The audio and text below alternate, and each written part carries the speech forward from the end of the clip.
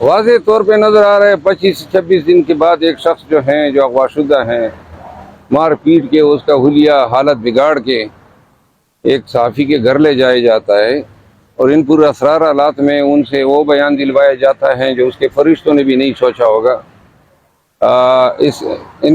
عثمان ڈار صاحب کے اہل خانہ بار بار بیانات دے چکے ہیں کہ ان کے ساتھ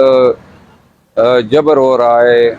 ناانصافی ہو رہی تھی، بار بار ان کے گھر پہ چھاپے مارے جا رہے تھے۔ تو یہ سب عثمان ڈار کو توڑنے کے لیے تھا، اور یہ خان صاحب کے خلاف یہ بیان دلوانے کے لیے بہت سے لوگوں پہ کوشش کی گئی تاکہ 9 مئی کے واقعات میں کوئی شہادت مل سکے جس میں کسی گواہ کی بنیاد پہ ان کو ملوث کیا جا سکے۔ تو لہٰذا یہ انتہائی مایوس کن ڈیولپمنٹ ہیں۔ تمام پاکستان کے عدالتوں کے جج صاحبان نے بھی یہ منظر دیکھا ہوگا کہ اغوا شدہ شخص 25 دن بعد میڈیا کے سامنے پیش کیا جا کر ان سے یہ بیان دلوائے جائے۔ پرویز صاحب انٹرویو کے دوران عثمان ڈار صاحب بہت زیادہ خوش ہیں، ہنس رہے ہیں، باڈی لینگویج سے بظاہر لگ تو نہیں رہا کہ ان پر کوئی پریشر تھا؟ باڈی لینگویج جو ہیں یہ کبھی اندر کا حال تو نہیں بتاتی ہے، اور آپ اگر یہ بتانا چاہتے ہیں یا جتانا چاہتے ہیں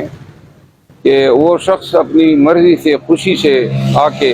کیمرے کے سامنے یہ بیان دے رہا ہے تو یہ غلط فہمی ہے، کیونکہ اگر کوئی شخص اس طرح اغوا ہوتا ہے تو اس کی سب سے پہلی ترجیح اس کے اپنے بچوں، اپنے اہل خانہ کے پاس جانے کی ہوتی ہے۔ کون سا جو ہے وہ شخص ہوگا جس کو یہ جلدی ہو کہ کامران صاحب کے گھر پہنچ کے یہ ویڈیو ریکارڈ کر دے؟ تو لہٰذا یہ عثمان ڈار صاحب کے ساتھ جو ہوا ہے بہت برا ہوا ہے، بلکہ یہ بیسیکلی ایک اور چپیڑ ہے جو رول آف لا پہ پڑی ہے، قانون کی حکمرانی پہ پڑی ہے۔ تمام عدالتوں کے جج صاحبان نے یہ منظر دیکھا ہوگا کہ اس طرح لوگ اغوا ہوتے ہیں اور پھر بیانات دلوائے جاتے ہیں۔ سر انہوں نے جو بیان کیا کہ 9 مئی میں جو کچھ ہوا تھا اس سے پہلے جو کچھ ہوا تھا وہ خان صاحب کی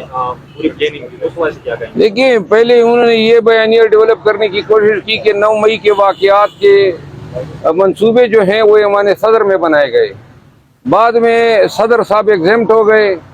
اور یہ جو ہیں اب خان صاحب چند لوگ ہیں جن کو ان واقعات میں ملوث کرنے کے حوالے سے گواہان کے بیانات لینے ہیں یا درکار ہیں یا اگلوانے ہیں۔ اس میں مراد سعید صاحب ہیں، جس میں بی بی صاحبہ ہیں، خان صاحب کے علاوہ اعظم سواتی صاحب ہیں، جتنے بھی پرسونا نان گریٹا ہیں وہ سب اس میں شامل ہیں۔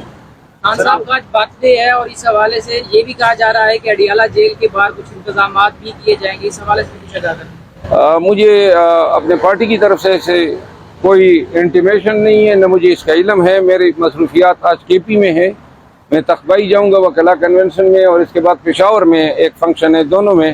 خان صاحب کی سالگرہ کے کیک کاٹے جائیں گے۔ سر کل کور کمیٹی کا اجلاس ہے تو اس میں کیا فیصلے ہوتے ہیں؟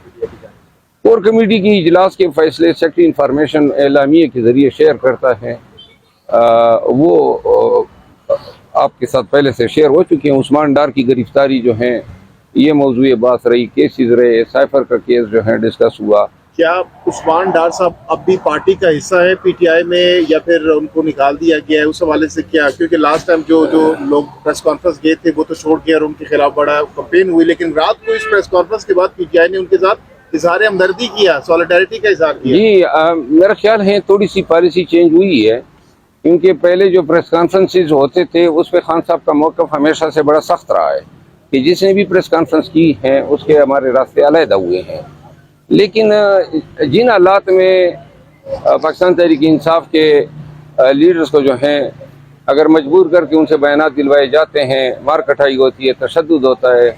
یا اغوا ہوتے ہیں، ایسی صورت میں ان لوگوں کو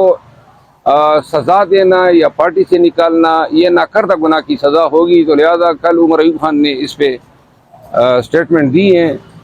وہ آپ کے ساتھ پہلے سے شیئر ہو چکے ہیں۔ عثمان ڈار کی گرفتاری جو ہیں